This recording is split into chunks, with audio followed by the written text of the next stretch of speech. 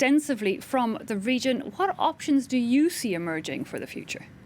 Well, I think for starters, the big question mark is, will the US administration actually follow through with this? This is obviously what Benjamin Netanyahu is waiting for, and he is facing stark opposition, both from pretty much the whole of the international community apart from the United States, also from inside. I mean, his own coalition partners are not very clear about what they want. Benny Gantz has come out and said that he thinks it is not the right time, that anything not related to COVID right now should be put off the table and put for later on. But on the other hand, well, Benjamin Netanyahu knows he has a historic opportunity. This is how he sees it. He's a five-time prime minister. He's been a very long-standing prime minister, and it's always been one of the cornerstones of his politics was annexation of parts of the West Bank. Now here, he sees it as a window of opportunity with a very pro-Israeli president that is Donald Trump, basically in his head authorizing him to annex up to 30% of the West Bank. And these are the famous C zones. Now, the question is, will he do nothing today, but will it be a gradual process over the next few months? Will he annex some colonies which are next to the 1967 line straight away and then move along later on? Will he actually go ahead and annex, half of the C zone, which is this zone under the Oslo Accords that is already occupied by Israeli military? Well, James, we are currently rebroadcasting one of your reports that you filmed back in 2018, but still every bit as valid today. It looks at the daily lives and indeed complications for Palestinians in the region. Here's a very quick extract just to give our viewers a quick idea of what it's about.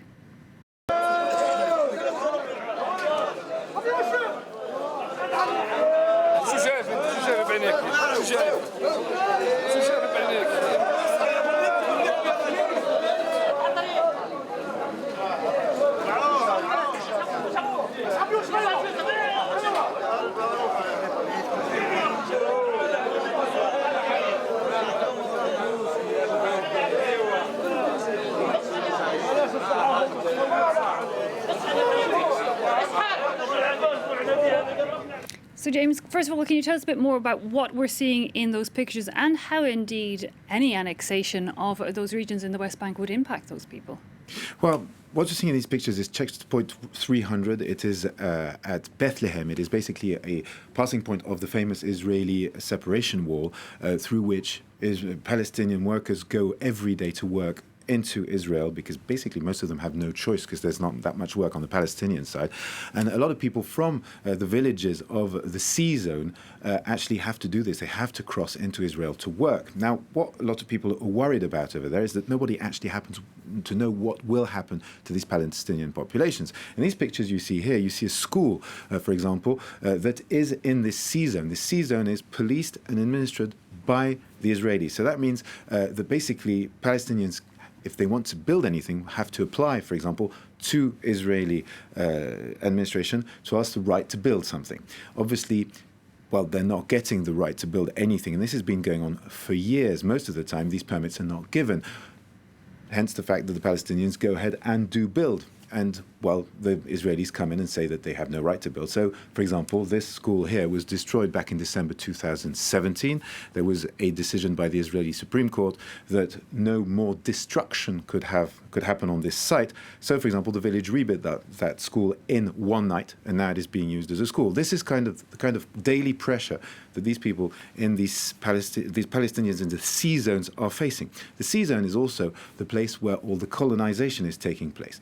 In the C zone, which is very scarcely populated, in fact. You have 300,000 Palestinians and 450,000 Israeli settlers that have been coming into these areas of Palestine over the years.